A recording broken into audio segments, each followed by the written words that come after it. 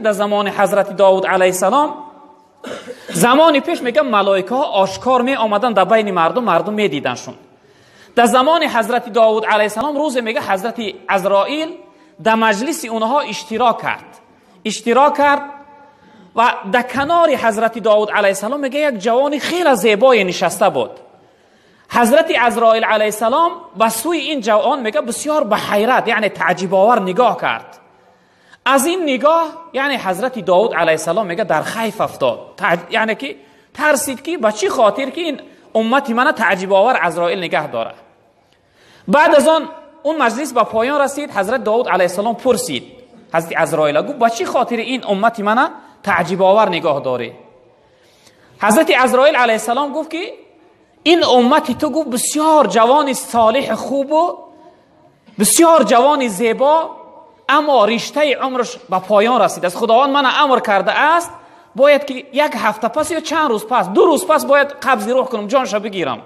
گفت دیلم به این شخصیت سوخت، این قدر جوان و زیبا است، خداوند من امر کرد یعنی 2 روز پس جانش میگیرم. قصه کوتاه حضرت داود میگه بسیار غمگین شد، ناراحت شد از شنیدن این سخن. بعد از آن میگه اون روز گذشت. حضرت داود میگه در فکر افتاد آیا این جوان من خبر کنم نکنم، خبرش کنم زیق میشود جوان است خبرش نکنم. حضرت خودش بسیار غمگین بود. میگه این روز گذشت، روزی دوم گذشت، روزی سوم گذشت و جوان در مجلس اشتراک داره، نمرده است. قصه کوتاه اون هفته گذشت و جوان نمیمره، زنده است.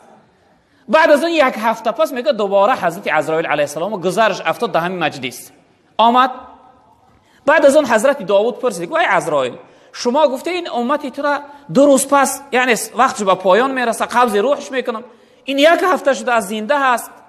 حضرت عزرائیل علیه السلام گفتن که همون لحظه ای که یعنی من از مکانم پایان شدم برای قبض روح این می آمدم، این از خانه بیرون شد به مجلس شما می آمد.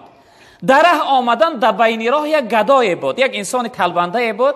اون گدا با سوی ای گفت که ای جوان زیبا، گفت به حق خدا یگان چیز برای من صدقه کن، یگان چیز برای من بوده. این جوان گفت در جیبکش 20 دینار داشت، 20 تنگه داشت.